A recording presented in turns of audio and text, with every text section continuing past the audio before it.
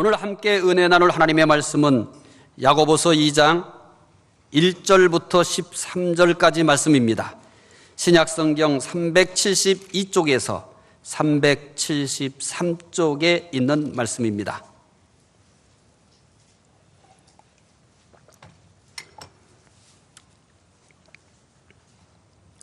야고보서 2장 1절부터 13절까지 말씀입니다. 신약성경 372쪽에서 373쪽에 있는 말씀입니다. 말씀 함께 읽겠습니다. 내 형제들아, 영광의 주 곧 우리 주 예수 그리스도에 대한 믿음을 너희가 가졌으니 사람을 차별하여 대하지 말라. 만일 너희 회당에 금가락지를 끼고 아름다운 옷을 입은 사람이 들어오고 또 남루한 옷을 입은 가난한 사람이 들어올 때 너희가 아름다운 옷을 입은 자를 눈여겨보고 말하되 여기 좋은 자리에 앉으소서 하고 또 가난한 자에게 말하되 너는 거기 서 있든지 내 발등상 아래 앉으라 하면 너희끼리 서로 차별하며 악한 생각으로 판단하는 자가 되는 것이 아니냐. 내 사랑하는 형제들아, 들을지어다. 하나님이 세상에서 가난한 자를 택하사 믿음에 부요하게 하시고 또 자기를 사랑하는 자들에게 약속하신 나라를 상속으로 받게 하지 아니하셨느냐. 너희는 도리어 가난한 자를 업신여겼도다. 부자는 너희를 억압하며 법정으로 끌고 가지 아니하느냐. 그들은 너희에게 대하여 일컫는 바 그 아름다운 이름을 비방하지 아니하느냐. 너희가 만일 성경에 기록된 대로 내 이웃 사랑하기를 내 몸과 같이 하라 하신 최고의 법을 지키면 잘하는 것이거니와 만일 너희가 사람을 차별하여 대하면 죄를 짓는 것이니 율법이 너희를 범법자로 정죄하리라. 누구든지 온 율법을 지키다가 그 하나를 범하면 모두 범한 자가 되나니 간음하지 말라 하신 이가 또한 살인하지 말라 하셨은즉 내가 비록 간음하지 아니하여도 살인하면 율법을 범한 자가 되느니라. 너희는 자유의 율법대로 심판받을 것처럼 말도 하고 행하기도 하라. 긍휼을 행하지 아니하는 자에게는 긍휼 없는 심판이 있으리라. 긍휼은 심판을 이기고 자랑하느니라. 아멘. 오늘 주일 예배에 참여하신 여러분들에게 하나님의 은혜와 평강이 함께 하시기를 바랍니다. 고려 공민왕 때의 일입니다. 어느 형제가 함께 길을 가던 중 아우가 금덩이 하나를 주었습니다. 금덩이 2개를 주었습니다. 하나는 자기가 갖고 하나는 형에게 주었습니다. 양천강, 지금의 공함나루터 근처에 이르러 배를 타고 강을 건너고 있었습니다. 아우가 갑자기 금덩이를 강물에 던져버렸습니다. 형이 이상히 여겨 동생에게 물었습니다. 동생이 대답하였습니다. 내가 그동안 형님을 매우 사랑했습니다. 그런데 금을 갖는 순간부터 형님이 미워졌습니다. 형님이 없었더라면 2개를 모두 가질 수 있었기 때문입니다. 따라서 금덩어리는 상스럽지 못한 물건이라는 생각이 들어 강물에 던져버렸습니다. 형도 동생의 말이 옳다고 하면서 금덩이를 강물에 던졌습니다. 의좋은 형제는 금덩이를 버리고 형제 우애를 선택하였습니다. 그러나 우리 사회는 정반대입니다. 금덩이를 더 얻기 위하여 형제 우애를 버립니다. 우리나라 대기업의 형제들은 현재 있는 것만 가지고도 자자손손 사는데 부족함이 없을 텐데 무엇이 부족하여 서로 더 갖기 위해 형제를 버릴까요? 현대인들은 형제 우애보다 물질을 더 소중하게 여깁니다. 심지어 명예보다 물질을 더 소중하게 여깁니다. 물질이 전부인 세상이 된 것입니다. 그래서 경제적 수준에 의해서 사람을 평가하는 세상이 되어버렸습니다. 저 사람이 어느 정도 수준의 사람이냐라고 하는 것은 대부분이 경제적 수준에 의해서 평가되고 있습니다. 저 사람의 인격이 어떠하고 저 사람이 어떤 지적 수준을 가지고 있고 라고 하는 것은 사람들에게 전혀 관심사가 아닙니다. 저 사람 재산이 얼마더라, 저 사람 얼만큼 돈을 가지고 있더라, 이거에 의해서 사람들이 평가 되고 있는 것입니다. 충격적인 것은 경제적 수준의 계층 이동이 거의 불가능한 상태가 되었다는 것입니다. 한 연구원의 설문조사에 20, 30대 청년 5명 중 4명은 노력해도 계층 상승이 어렵다고 대답을 했습니다. 20, 30대 청년 5명 중 4명이 노력해도 계층 상승이 어렵다고 대답했다는 것은 매우 심각한 수준에 와 있습니다. 이것은 대한민국을 희망이 없는 절망적인 사회로 인식하고 있다는 것입니다. 젊은이 대부분이 우리 사회를 절망적 사회로, 내가 아무리 발버둥 쳐봐도 지금 나의 가정의 수준, 내 경제적 수준을 벗어날 수 없다라고 인식하고 있다는 것입니다. 현대적 골품 제도로 가는 수저 계급론이 사회적으로 이슈가 되고 있는 이유입니다. 날이 갈수록 빈부의 격차가 커지고 있는 암울한 사회에 살고 있는 청년들은 금수저, 은수저를 물고 태어나야 사람 노릇도 하고 결혼도 하고 미래의 행복도 보장받을 수 있다고 생각하는 것입니다.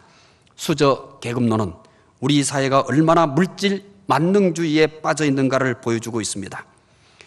하지만 물질 만능주의는 오래전만 있는 것은 아닙니다. 오늘 본문이 기록된 2000년 전에도 경제력에 따라서 차별 대우가 있었습니다. 이런 차별이 사회에서뿐만 아니라 슬프게도 교회에서도 그대로 재현되고 있었습니다. 본문에서 반복되는 단어가 있습니다. 우리의 시선을 끄는 단어죠. 차별이라는 단어가 반복되고 있습니다. 1절, 4절, 9절에서 차별이라는 단어가 반복되고 있습니다. 본문은 교회에서까지 차별이 이루어지고 있는 것에 대해서 강력하게 지적하고 있는 것입니다. 본문을 읽는 독자들이 분명하게 이 본문은 무엇을 의도하기 위해서 기록되었는지, 이 본문 읽을 때 무엇을 반드시 봐야 하는지를 알게 하기 위해서 이렇게 차별이라는 단어를 반복해서 기록하고 있습니다.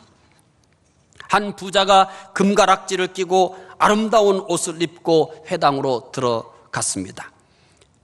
또 마침 한 가난한 사람은 남루한 옷을 입고 들어왔습니다. 사람들은 모두 부자에게만 관심을 기울였습니다.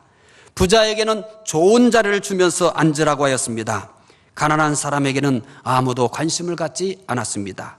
가난한 사람에게는 서 있든지 내 발등상 즉 발판에 앉으라고 하였습니다. 2000년 전에도 여전히 교회는 완전하지 못했습니다.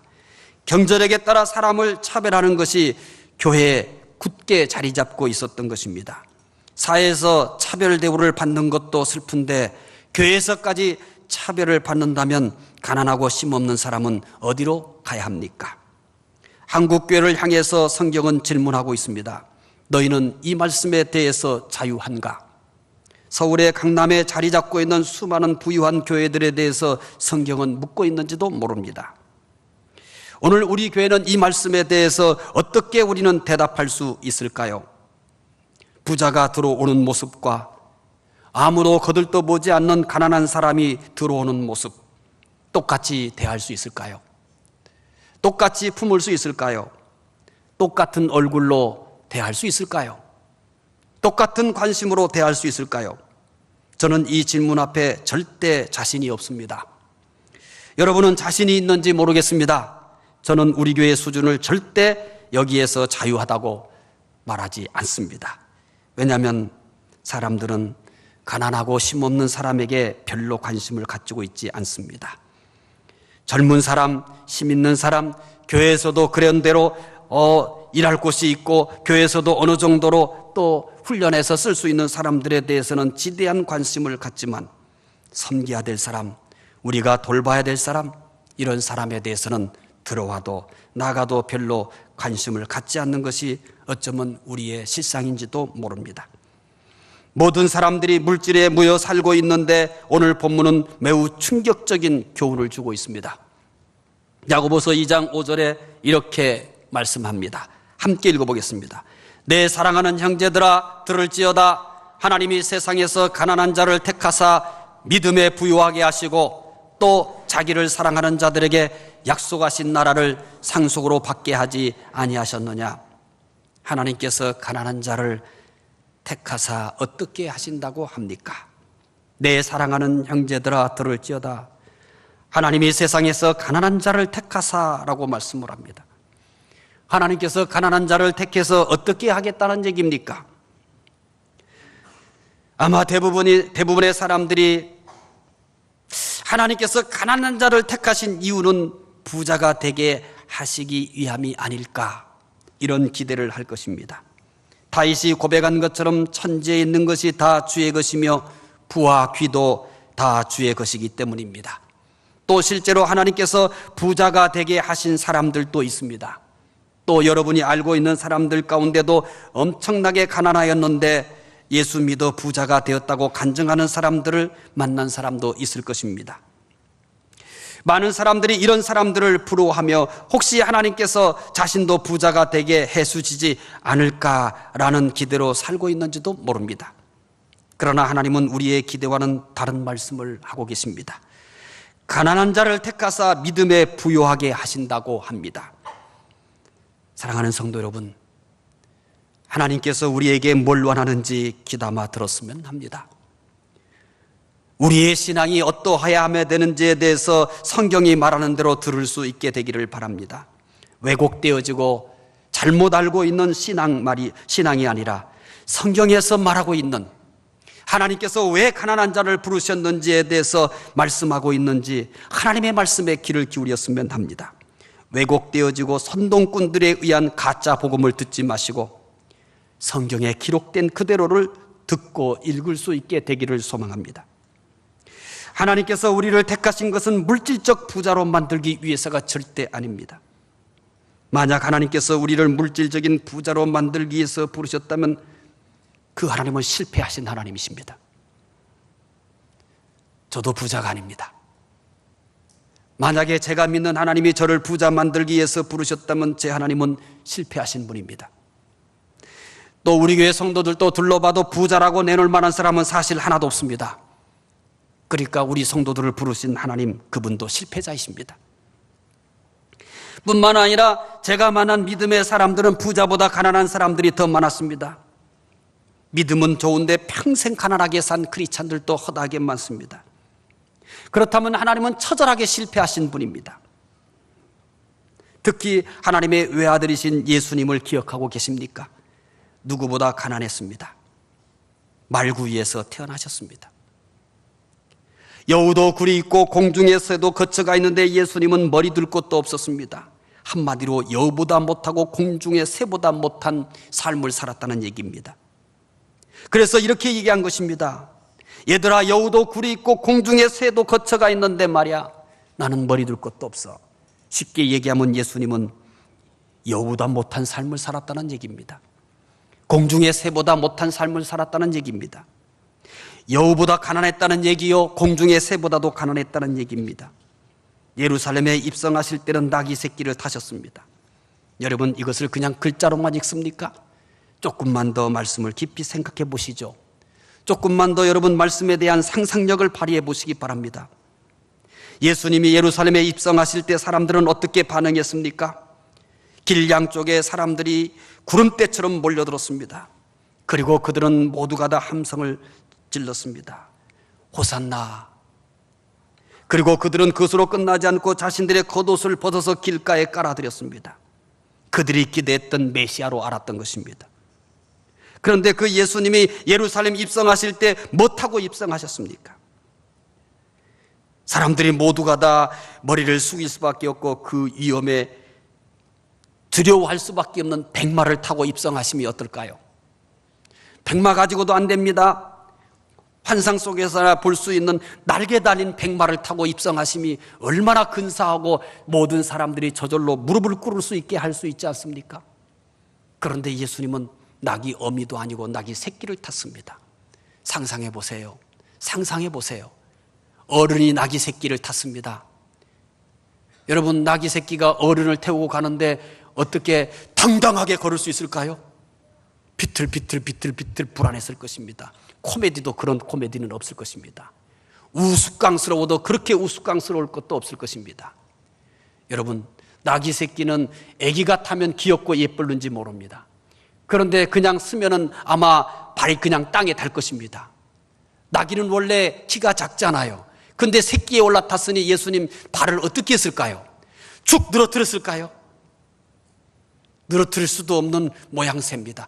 다리를 반 이렇게 쭈그리고, 여러분 한번 상상해 보세요. 얼마나 재미있는 광경입니까? 뭔 코미디를 합니까 지금? 나귀 새끼를 타고 끼우뚱 하면서 그렇게 예루살렘을 입성하고 있는 것입니다. 이것이 다가 아닙니다. 마지막에는 십자가에 못 박혀 죽으셨습니다. 예수님은 누구보다 가난하셨습니다. 사실은 예수님은 가난하지 않습니다. 천하 만물이 다 예수님의 것입니다. 그런데 스스로 가난하게 되셨습니다. 예수님께서 이렇게 가난하게 되신 이유를 아십니까? 우리는 예수님께서 가난하게 되셨다는 사실만 알지 그 이유를 모르는 크리스찬들이 대다수입니다. 그러나 성경은 예수님께서 왜 이렇게 가난하게 되셨는지 그 이유를 분명히 밝힙니다. 예수님은 왜 가난하게 되셨을까요? 고린도후서 8장 9절에서 그의 가난하심에 대하여 이유를 분명히 밝힙니다. 고린도후서 8장 9절을 함께 읽어보겠습니다.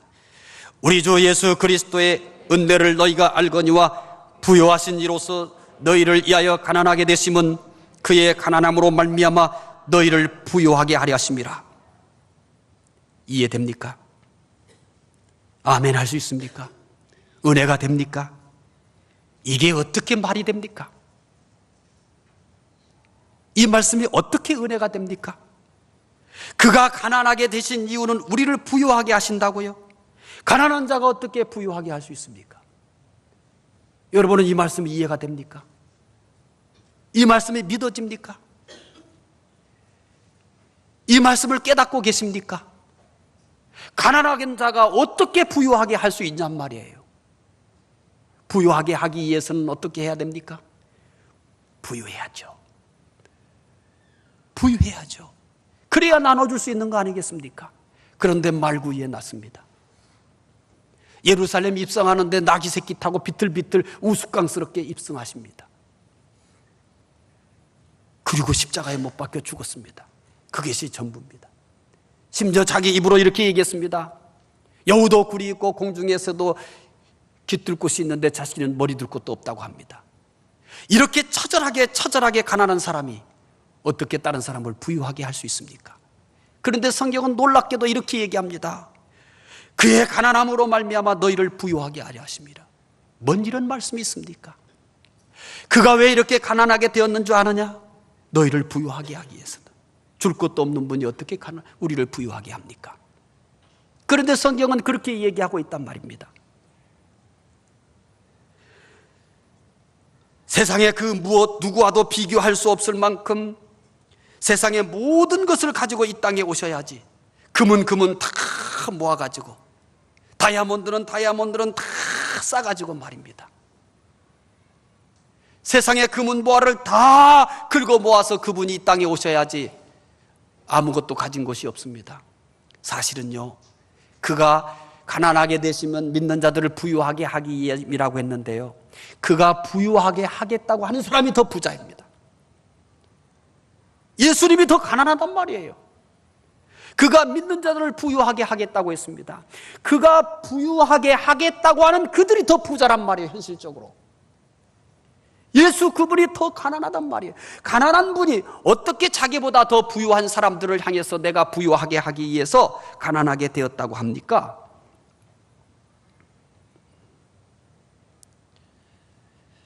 사실 예수님의 이 말씀이 맞는다면 제자들은 이미 부자가 되어 있어야 합니다. 예수님께서 내가 이렇게 가난하게 되는 것은 믿는 사람들을 부유하게 하기 위함이야. 그렇다면 제일 먼저 누구를 제일 부자로 만들었어야 합니까? 12명의 제자입니다. 12명의 제자들이 너무너무 부유해져 가지고 와, 이 말씀 맞네. 그래서 사람들이 부자가 되기 위해서 구름대처럼 몰려와야 되는 거 아니겠습니까? 그런데 이거는 말이 안 되는 얘기입니다. 예수 믿기 전에는, 제자가 되기 전에는 12제자가요 더 부자였던 겁니다. 그런데 제자가 된 다음부터 더 가난하게 됐어요. 지금 예수님은 거짓말하는 걸까요? 제자들은 예수님의 제자가 되기 전에가 더 부자였단 말입니다. 모르십니까? 알고 계시잖아요. 그들은 예수님을 믿는 순간, 제자가 되는 순간 그들은 더 처절하게 가난해져 버렸습니다. 예수님처럼 가난해져 버렸습니다. 예수님이 가난하셨던 것처럼 제자들도 똑같이 가난해졌습니다. 그런데 왜 이것이 아무 문제가 되지 않습니까? 제자들은 속았다. 예수는 사기꾼이다.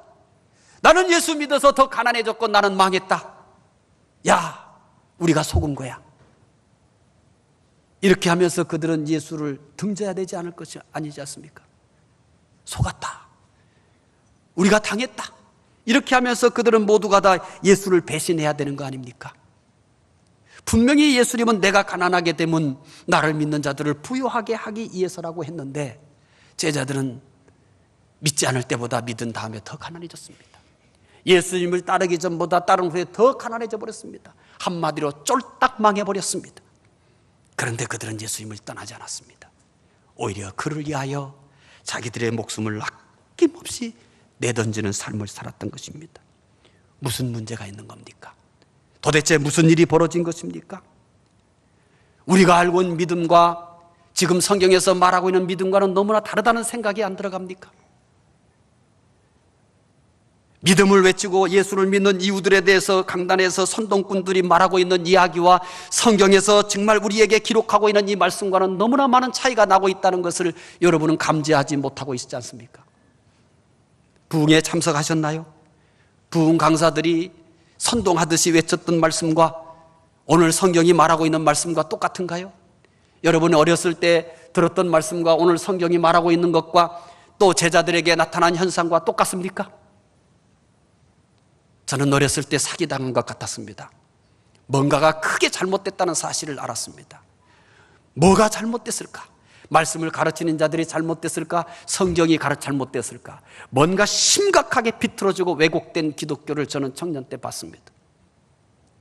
그래서 기독교를 던져버리고 성경을 던져버리고 믿고 싶지 않았었습니다. 누가 잘못되었을까? 설교자들이 잘못되었을까? 성경이 잘못되었을까? 심각한 고민을 했는데 결국 답은 하나였습니다. 수많은 강단의 꾼들이 성경을 잘못 외쳤던 것입니다. 사람들을 선동하여 사람을 긁어모기에 바빴던 것입니다. 그것이 곧 자기의 성공이었고 그것이 곧 자기의 부를 축적하는 수단으로밖에 사용되지 않은 것입니다. 오늘 한국교회는 그 위에 세워져 있는 교회입니다. 그러니까 무너져야 합니다. 오늘날 무너지고 있는 한국교회는 지극히 당연한 결과인 것입니다. 하나님이 무너뜨리고 있는지도 모릅니다. 이제 다시 반석 위에 세우기 위한 파괴인지도 모릅니다. 아무 문제 없습니다. 성경에 문제가 있는 것이 아니라 잘못 가르쳤고 우리가 잘못 알고 있었던 것입니다. 제자들은 알았습니다. 그들은 분명히 믿기 전보다 믿은 후에 가난해졌습니다. 그의 제자가 된 다음에 예수처럼 철저히 가난해졌습니다. 그러나 아무도 실망하지 않았습니다. 오히려 그들은 행복했습니다. 오히려 그들은 그 예수를 위하여 자기의 생명을 미련 없이 던졌습니다. 이유는 하나입니다. 그가 우리를 부자로 만든다는 것은 사람들이 알고 있는 물질의 부자가 아니었던 것입니다. 믿음의 부자가 되는 것이었던 것입니다. 그래서 예수님은 믿음이 큰 사람을 볼 때마다 이렇게 말합니다.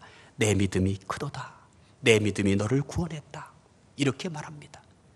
성경에서 여러분 이런 내용을 읽어보신 적이 있습니까? 세상에 성공한 사람을 보면서 야, 너 훌륭하다. 네가 제자가 되면은 네가 나를 따른다면 많은 사람들에게 영향을 줄 수 있을 것 같다. 그래서 예수님은 그 당시의 사람들 가운데 유명한 사람, 또 성공한 사람, 대단한 재력을 가지고 있는 사람들을 우선순위를 두고 그들을 설득하고 그들을 주님께로 인도했나요? 그렇지 않습니다. 바울은 이렇게 말합니다.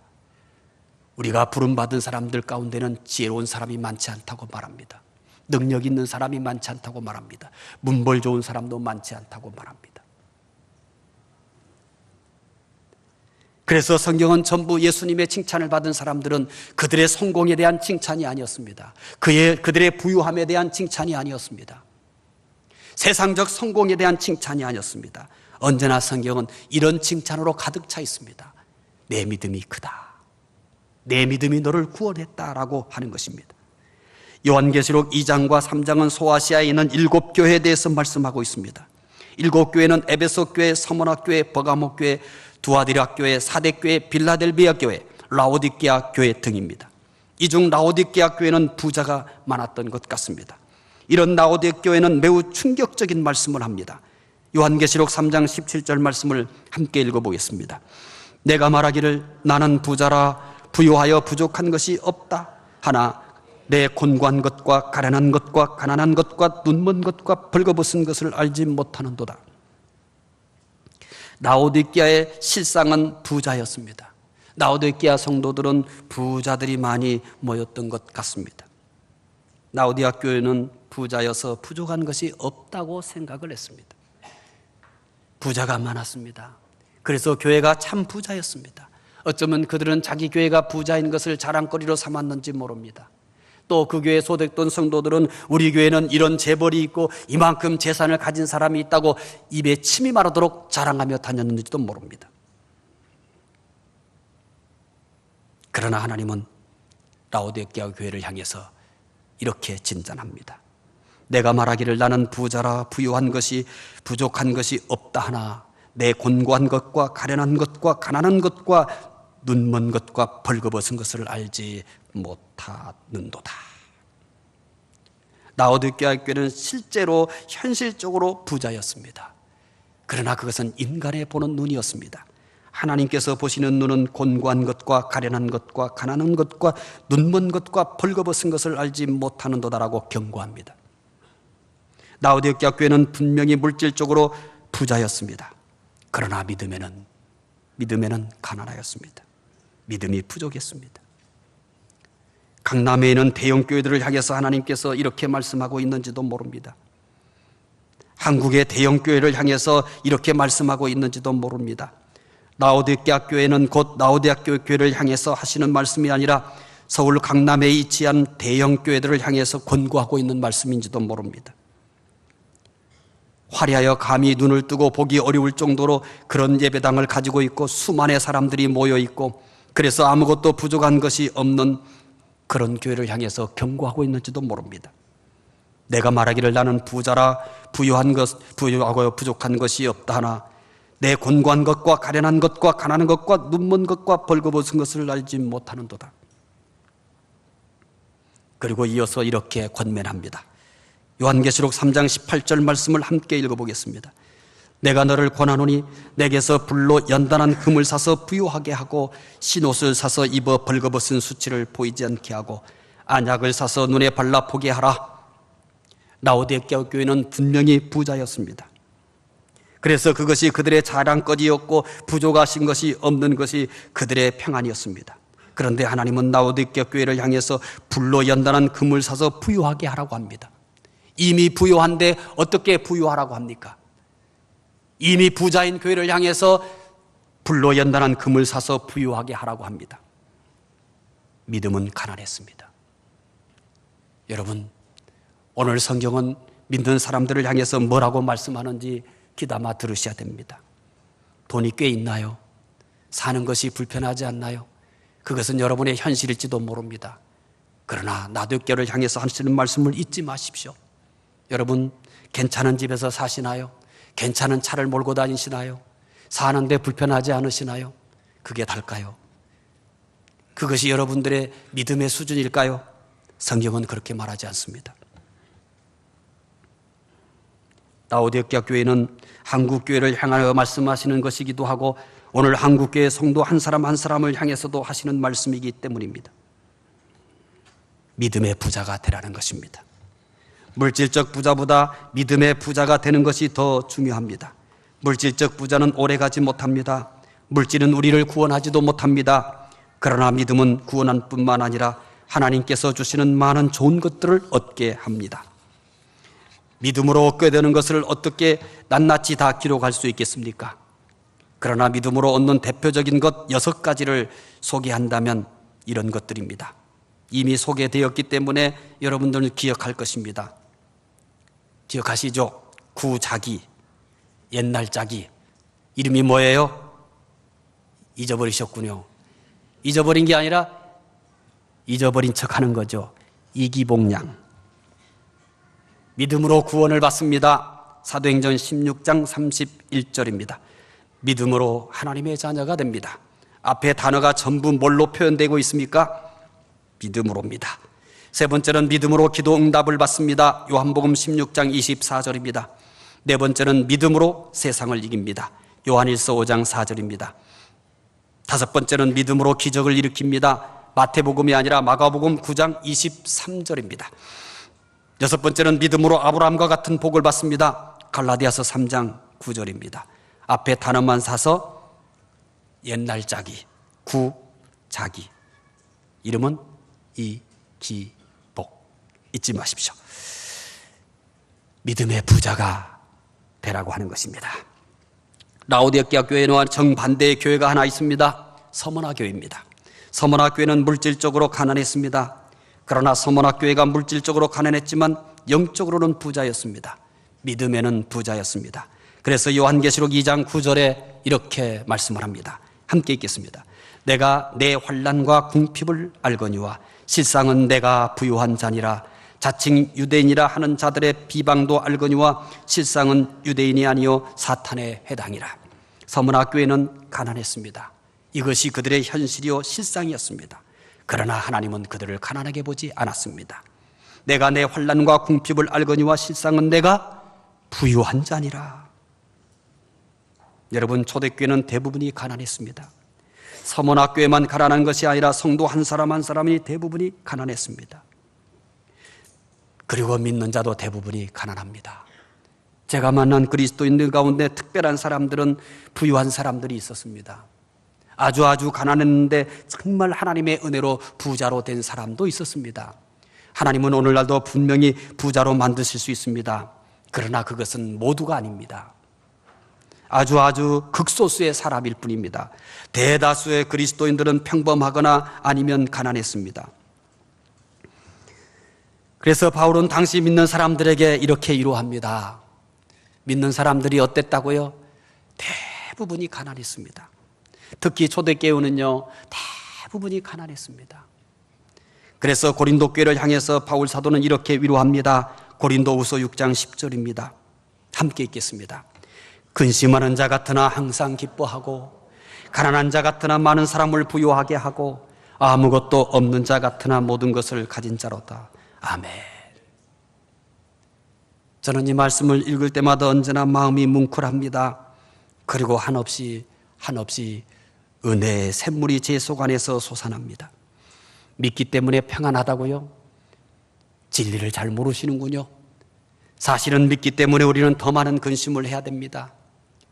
어떻게 하면 좀 더 믿음으로 더 잘 설 수 있을까? 우리 가정을 어떻게 하면 더 믿음 위에 굳게 설까? 우리 아이들이 정말 믿음으로 살까? 어떻게 하면 하나님의 말씀에 순종할까? 어떻게 하면 복음을 더 잘 전할까? 어떻게 하면 이 세상이 하나님 나라로 확장되어 갈까? 안 믿는 사람보다 사실은 근심거리가 더 많습니다. 그래서 믿는 사람들의 외향을 보면은 근심하는 사람 같이 보인답니다. 저를 한번 보세요. 근심 되게 많은 사람 같이 보이잖아요. 사실은 근심이 참 많아요.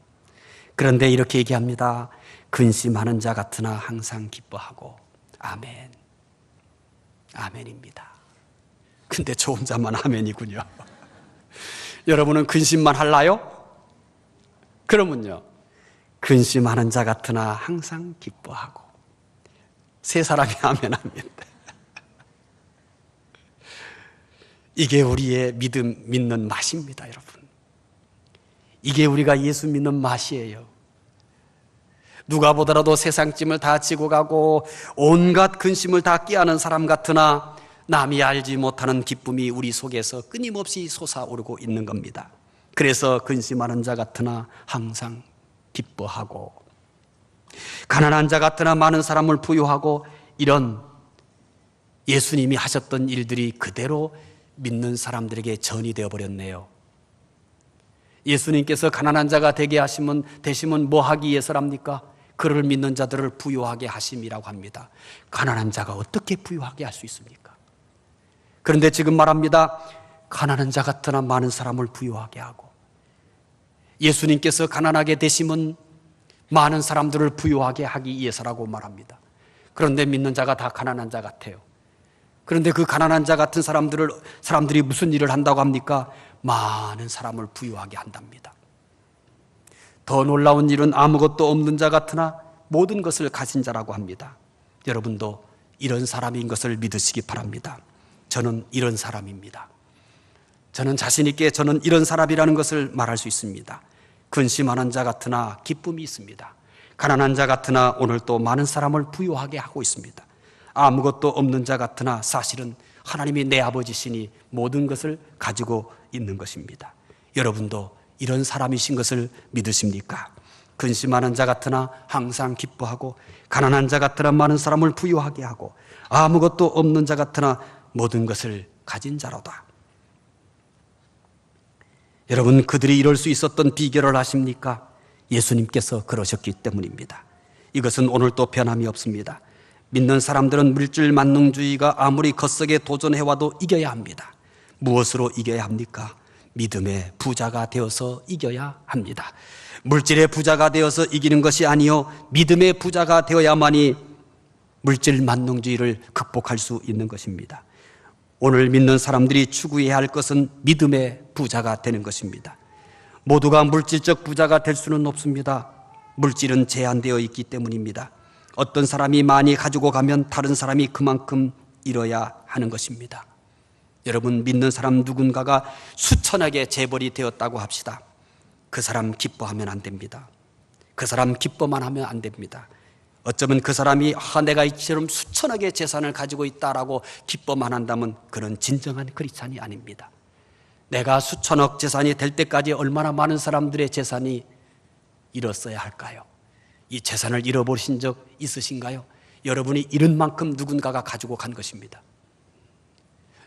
어떤 크리스찬이 수천억 원의 재산을 모아놓고 하나님의 은혜라고 웃고만 있다면 하나님은 그에게서 얼굴을 돌릴 것입니다. 여러분, 누군가는 잃었습니다. 잃은 것 때문에 비참하게 사는 사람도 있고요, 잃은 것 때문에 삶의 의미를 잃어버리고 죽음을 생각하고 있는 사람도 있습니다.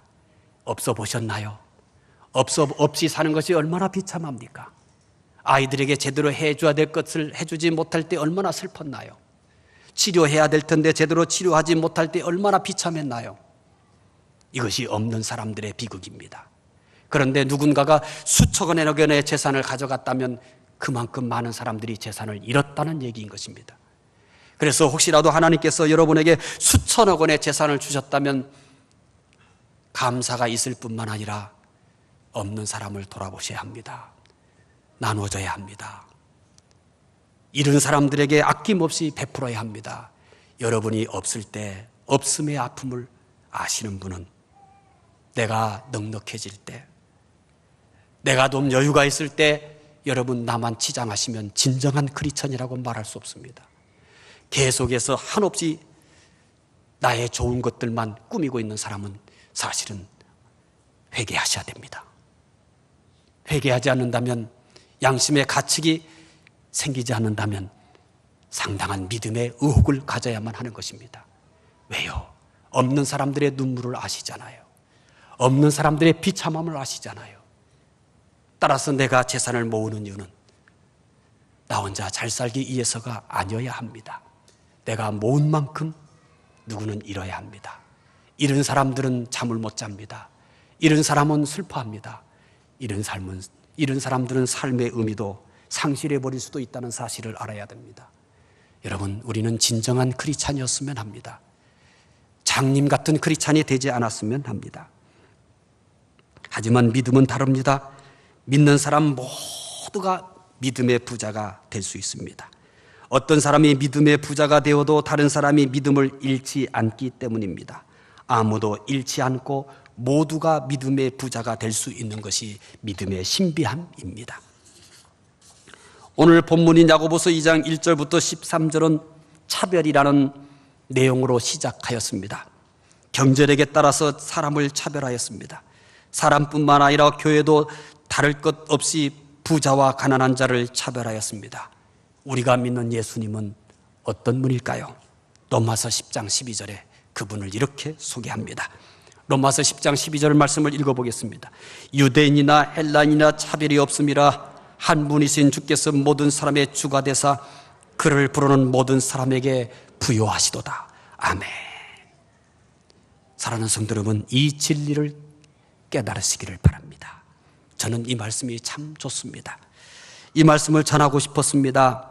그래서 가슴이 설레기도 하고 또 제가 깨달은 이 진리를 우리 모든 성도들이 깨달아서 행복해지기를 간절히 소망하는 마음을 담아서 오늘 말씀을 준비한 것입니다. 세상은 끊임없이 차별합니다. 심지어 교회마저도 차별이 존재합니다. 그러나 예수 그리스도는 유대인이나 헬라인이나 차별하지 않는다고 합니다. 부자나 가난한 자나 차별하지 않습니다. 예수님은 모든 사람에게 부유하십니다. 예수님의 부유하심은 믿는 자를 물질적으로 부자가 되게 하는 것이 아닙니다. 믿음의 부자가 되게 하시는 것입니다. 믿음의 부자가 되시기를 바랍니다. 물질적 부자보다 믿음의 부자가 더 행복합니다. 믿음의 부자가 되어 물질 만능주의가 지배하고는 이 사회를 이기고 새로운 사회로 만들어가는 이 세상의 소금과 빛이 되시기를 소망합니다. 기도하겠습니다. 하나님, 우리 사회는 오직 경제력 하나만으로 사람을 평가하는 부패하고 일그러진 사회입니다. 하나님, 교회도 세상과 똑같이 부패하고 일그러진 모습으로 세상 앞에 서 있습니다. 부끄럽습니다. 참으로 부끄럽습니다. 가슴이 아픕니다. 믿는 사람도 믿지 않는 사람과 다를 바가 없이 경제력을 가지고 사람을 차별합니다. 하나님, 통곡할 일입니다. 우리의 불의를 용서하시고 우리 믿음을 통곡하게 만들어 주시기를 원하옵나이다. 그리스도께서 가난하게 되시면 가난한 자를 부유하게 하시기 위함이라고 합니다. 하나님이여, 이 진리를 깨닫게 하여 주시기를 원하옵나이다. 라오디게아 교회와 같은 한국교회를 하나님 깨닫게 하여 주시기를 원합니다. 라오디게아 교회와 하나도 다를 바 없는 동일한 한국교회 성도들을 회개하게 할 수 있도록 도와주시기를 원하옵나이다. 하나님, 물질의 부자가 아닌 믿음의 부자가 되게 하옵소서. 믿음의 부자가 되어서 이 왜곡되어지고 비틀어지고 일그러진 사회를 아름답게 만들어가준 우리 모든 믿음의 사람들이 되게 하여 주시기를 소망합니다. 감사하며 예수 그리스도 이름으로 기도드리옵나이다.